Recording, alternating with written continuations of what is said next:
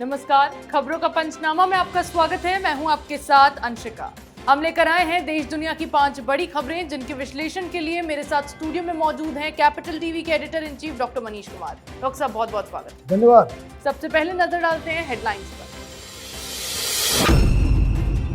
ओडिशा में दर्दनाक ट्रेन हादसे के बाद रेलवे की पहली प्रेस कॉन्फ्रेंस, जांच रिपोर्ट में किए बड़े खुलासे, साजिश की ओर किया इशारा। बालासोर भीषण ट्रेन हादसे पर नहीं थम रही सियासत, ममता बनर्जी ने केंद्र पर लगाए मृतकों की संख्या छिपाने के आरोप। कांग्रेस ने प्रेस कॉन्फ्रेंस कर मोदी सरकार पर दागे 9 सवाल। न्यूयॉर्क में राहुल गांधी ने मोदी सरकार पर फिर बोला हमला, इवेंट के दौरान किया बड़ा दावा, कहा कांग्रेस नहीं भारत के लोग ही भाजपा को चटाएंगे धूल। फाइलों के साथ छेड़छाड़ मामले में दिल्ली पुलिस के एक्शन से बौखलाए सौरभ भारद्वाज, आईएएस राजशेखर पर कार्रवाई की सिफारिश, केजरीवाल को सौंपी रिपोर्ट।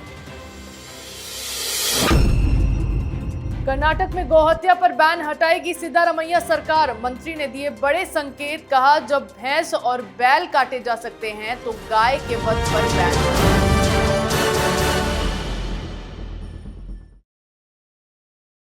खबरों की शुरुआत में बात करेंगे बालासोर ट्रेन हादसे पर रेलवे के बड़े खुलासे की। बालासोर में हुए भीषण ट्रेन हादसे के बाद रेलवे ने आज पहली बार प्रेस कॉन्फ्रेंस की, जिसमें बड़े खुलासे किए गए हैं। शुरुआती जांच में साफ किया गया है कि 3 ट्रेनों के बीच टक्कर नहीं हुई थी। साथ ही इस दर्दनाक हादसे के पीछे बड़ी साजिश की आशंका जताई गई है।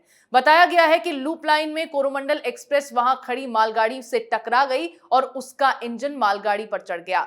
यशवंत एक्सप्रेस और कोरोमंडल दोनों ही ट्रेनों का सिग्नल ग्रीन था और घटना की चपेट में सिर्फ कोरोमंडल एक्सप्रेस आई थी। रेलवे ने हादसे के बाद सबसे पहले राहत और बचाव कार्य किया, उसके बाद मरम्मत का कार्य किया जा रहा है और ट्रैक को जल्द से जल्द शुरू करने की कोशिश भी जारी है। डॉक्टर साहब, क्या कुछ खुलासे रेलवे की तरफ से किए गए? देखिए, हमने कल ब्लैक एंड व्हाइट में बताया था कि किस तरीके से ये इम्पॉसिबल है कि बिना ह्यूमन इंटरफेरेंस के इस तरह की घटना घट जाए। ट्रेन मेन लाइन पे है, कोई इंटरफेरेंस ना हो तो उस स्टेशन से बड़ी आसानी वो सीधे अपने रास्ते से चली जा रही थी। दिक्कत ये हुई कि अचानक से स्टेशन क्रॉस करने के बाद ये ट्रेन लूप लाइन में चली गई। लूप लाइन में डालने का 2-3 तरीका हो सकता है। मैन्युअली कोई जाकर के ट्रैक को डिस्टर्ब कर सकता है, स्टेशन मास्टर से गड़बड़ हो सकती है, लाइन्समैन से दिक्कत हो सकती है। ये सारी चीजें ये कल हमने बताया था। आज रेलवे की तरफ से प्रेस कॉन्फ्रेंस किया गया। बाकायदा रेल मंत्री ने भी कहा, 3 अलग अलग लोगों ने इस बात से इनकार नहीं किया कि इसमें एक क्रिमिनल कॉन्स्पिरेसी का भी एंगल है। और बार बार इस बात को कहा जा रहा है कि हम लोगों ने उन लोगों को चिन्हित कर लिया है कि जिनकी गलती की वजह से ये पूरा का पूरा जो सिस्टम है वो आदमियों के लिए नहीं है। आदमी उस पर ऑपरेट नहीं करते। सब इलेक्ट्रिकल सिस्टम लगा हुआ है जिसमें 99.9% एक्यूरेसी है, 0.1% बस इसलिए कि कुछ अगर हो सकता है तो हो, अदरवाइज कॉन्स्पिरेसी की एंगल इसमें साफ साफ नजर आ रही है। अब कौन करेगा, क्यों करेगा, इसके लिए एक्सपर्टीज किस तरह की चाहिए, वो कौन लोग हैं जो कर सकते हैं। तो जो इतिहास हिंदुस्तान में रहा है कि ट्रेन्स को सबटाज करने का जो अब तक सिलसिला रहा है वो सीधे सीधे ये वामपंथी, ये नक्सलियों के द्वारा किया जाता है। तो जो निशाने पे हैं वो नक्सली हैं। 3 दिन पहले उड़ीसा के अंदर ही 3 नक्सलियों को इनकाउंटर किया गया था। उसकी मौत का बदला हो सकता है, लेकिन अभी जांच जारी है। सरकार ने कहा है कि हम हर एंगल पे अभी जांच कर रहे हैं। जी बिल्कुल, एक तरफ प्रेस कॉन्फ्रेंस में रेलवे की ओर से बड़ी साजिश की ओर इशारा किया गया है, जिसके बाद जांच और भी तेजी से की जाने लगी है। दूसरी तरफ विपक्ष इस दर्दनाक हादसे पर अपनी घटिया राजनीति से बाज नहीं आ रहा है। केंद्र सरकार ने इस हादसे की जांच के लिए बकायदा एक उच्च स्तरीय जांच समिति गठित की है। घायलों और मृतकों के लिए मुआवजे का भी ऐलान किया गया है। रेलवे की ओर से भी जांच के निर्देश दिए गए, लेकिन ममता बनर्जी लगातार केंद्र सरकार पर मृतकों की संख्या छिपाने का आरोप लगा रही हैं। उनका दावा है कि मृतकों की संख्या 500 के पार पहुंच चुकी है। वहीं कांग्रेस ने इस मामले में प्रेस कॉन्फ्रेंस कर केंद्र सरकार पर एक के बाद एक 9 सवाल दागे हैं। डॉक्टर साहब, विपक्ष को क्या हासिल होगा इस हादसे पर राजनीति करके? मुझे तो समझ में नहीं आ रहा। बड़ा बिल्कुल तैयारी के साथ ये लोग आए, सवाल, रिसर्च, चिट्ठी ये पहले से तैयार करके रखी हुई थी कांग्रेस पार्टी। ये बड़ा आश्चर्य लग रहा है कि एक्सीडेंट हुआ नहीं, कि सारे डाटा, सारे सवाल, सब कुछ रेडी है और सब मांग रहे हैं कि भाई इस्तीफा दे दो। भाई ठीक है, आप विपक्ष में इस्तीफा मांग सकते हैं, लेकिन आपके साथियों ने क्या किया है? ममता बनर्जी जो सबसे ज्यादा उछल कूद कर रही हैं, मीडिया में बयानबाजी उनकी चल रही है, वो 2009 से 2011 तक रेल मंत्री रही और इस 2 साल में 54 कोलिजन और डिरेलमेंट 829 और लोगों की मौत हुई 1451। ये सिर्फ और सिर्फ 2 साल में, जब मुख्य रेल मंत्री ममता बनर्जी थी। नंबर 2, नीतीश कुमार, ये 2001 से 2004 4 साल ये रहे। 4 सालों में 79 कोलिजन डायरेक्ट और 1000 डिरेलमेंट, पटरी से उतरने की घटना, और मौत इनके 4 साल के टेन्योर में 1427 लोगों की मौत हुई। लालू यादव, ये 2004 यूपीए 1 में ये रेल मंत्री थे, 51 कोलिजन और 550 डिरेलमेंट और 1159 लोगों की मौत। ये 2 साल, कोई 3 साल, कोई 5 साल, और आंकड़े आपने देख लिए। पिछले 9 साल में जो टोटल कोलिजन है वो पिछले 9 साल में सिर्फ और सिर्फ 30 है। अगर आंकड़ों की बात करें तो भाई ममता ने इस्तीफा दिया था, लालू यादव ने इस्तीफा दिया, या फिर नीतीश कुमार ने इस्तीफा दिया? इतनी लोगों की मौत हुई तो जब आप एक उंगली किसी के ऊपर आप दिखाते हो तो आपकी 3 उंगलियां जो है आपके ऊपर इशारा करती है। तो ये जो मॉरल लेक्चरिंग जो कांग्रेस पार्टी और विपक्ष दे रहा है, दे मस्ट कीप क्वाइट। जी बिल्कुल, विपक्ष हर मौके पर मोदी विरोधी एजेंडा चलाने की कोशिश करता है और इस बार भी इस भयावह हादसे में विपक्षी दल अपनी घटिया राजनीति से बाज नहीं आ रहे हैं। अगली खबर में बात करेंगे राहुल गांधी के न्यूयॉर्क इवेंट की। वॉशिंगटन और सैन फ्रांसिस्को के बाद राहुल गांधी न्यूयॉर्क पहुंचे, जहां इंडियन ओवरसीज कांग्रेस यूएसए द्वारा आयोजित कार्यक्रम में राहुल ने शिरकत की। कांग्रेस नेता अपने अमेरिका दौरे पर लगातार केंद्र की भाजपा सरकार को निशाने पर ले रहे हैं। अब न्यूयॉर्क के इवेंट से पहले उन्होंने अपने ताजा बयान में कहा कि कर्नाटक में जिस तरह से कांग्रेस पार्टी ने भाजपा को धूल चटाई है, उसी तरह से तेलंगाना और अन्य राज्यों में भी कांग्रेस भाजपा को हराएगी। राहुल गांधी ने दावा किया है कि न सिर्फ कांग्रेस पार्टी बल्कि देश के लोग भाजपा की नफरत भरी विचारधारा को हराएंगे।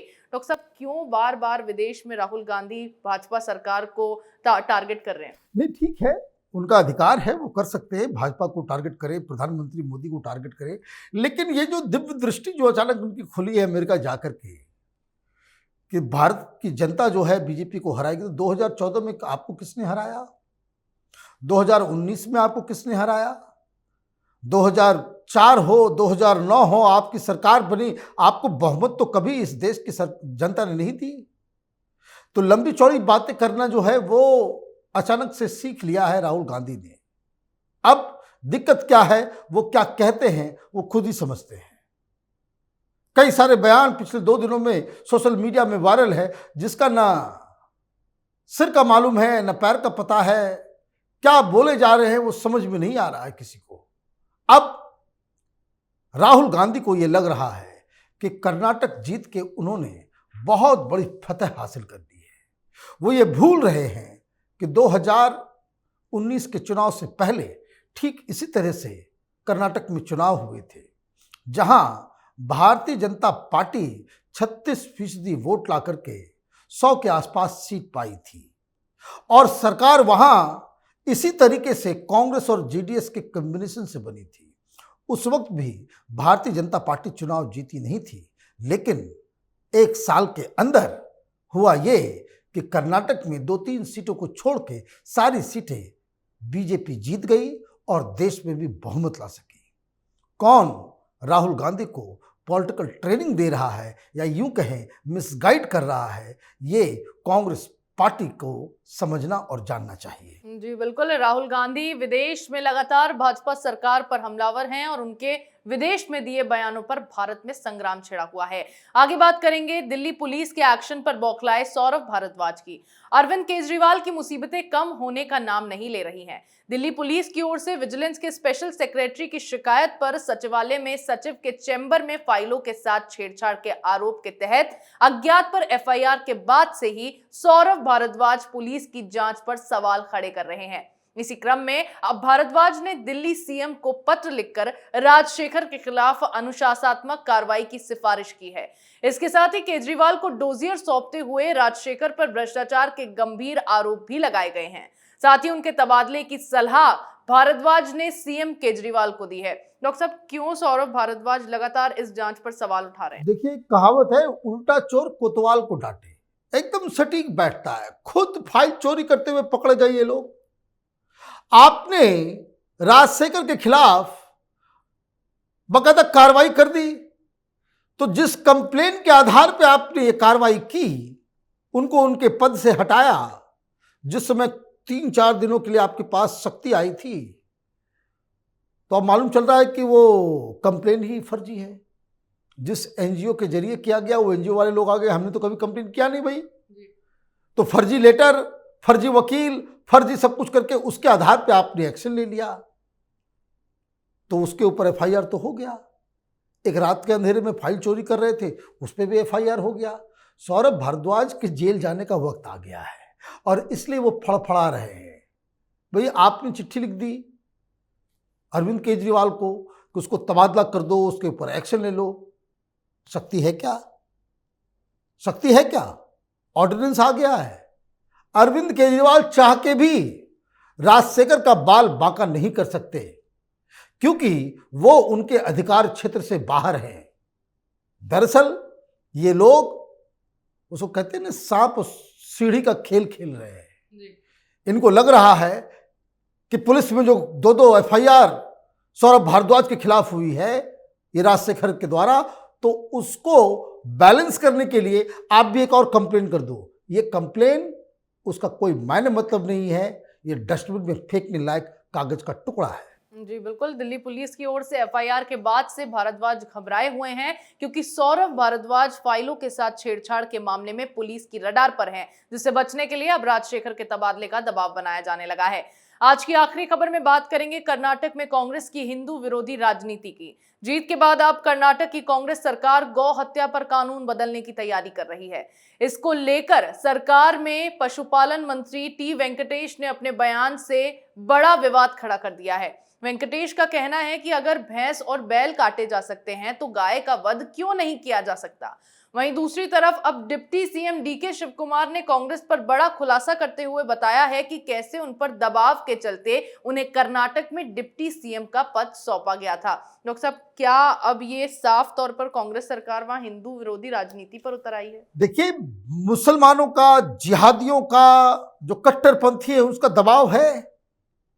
आप देखिए किस तरीके से मौलानाओं का बयान आ रहा है कि हमने वोट देके कांग्रेस को जितवाया, अब हमारी मांगे पूरी करो। अभी टीपू सुल्तान की पूजा होगी, गाय का जो है वहाँ पे जो ऑलरेडी कानून बन करके उसके वध के ऊपर रोक लगाई गई थी, अब इसको वापस करेंगे। लेकिन एक चुनौती जो है कांग्रेस पार्टी को लेनी चाहिए, ये गीदड़ भव की मत दिया कीजिए। आपको बीफ वहाँ लागू करना है, करके दिखाइए। बकवास करने से काम नहीं चलेगा। यह आपके झूठे वादों का जो पुलिंदा है कि आप इस तरह के बयान देकर के मुसलमानों को खुश कर लेंगे और कोई एक्शन नहीं लेंगे, ये गीदड़ भव की है। कर्नाटक के अंदर अगर बीफ को फिर से अलाउ किया जाता है, गौवंश हत्या को फिर से लीगलाइज किया जाता है, देश भर में कांग्रेस पार्टी की थू-थू होगी। ये सिर्फ मुसलमानों को टोपी पहनाने के लिए, उनको मूर्ख बनाने के लिए, उनको बेवकूफ बनाने के लिए इस तरह का बयान दे रहे हैं। और इस बयान के ऊपर कहाँ है वो गेरुआधारी संत, लिंगायत संत, तो वोकलिंगा संत जो कांग्रेस पार्टी की चमचागिरी कर रहे थे, उनके मुंह में दही जम गई? या फिर इन संतों, ये हिंदू संतों, तथा कथित हिंदू संतों को यह लगता है कि ठीक है, गौकशी होनी चाहिए, गाय का मांस जो है बिकना चाहिए और सब लोग को खाना चाहिए। ये इस तरह के साधुओं को जो राजनीति में नाक घुसड़ते हैं, उनको अब सामने आकर के जवाब देना चाहिए। जी बिल्कुल, कर्नाटक में जीत के बाद अब कांग्रेस खुलेआम अपनी हिंदू विरोधी राजनीति पर आ गई है। देश दुनिया की तमाम बड़ी खबरों पर हमारे साथ आपके विश्लेषण के लिए बहुत बहुत धन्यवाद। धन्यवाद। खबरों का पंचनामा में मेरे साथ आज इतना ही। अगर आपको हमारा ये वीडियो पसंद आया हो तो इसे लाइक करें, शेयर करें, कमेंट करें, साथ ही हमारे चैनल को सब्सक्राइब करना ना भूलें।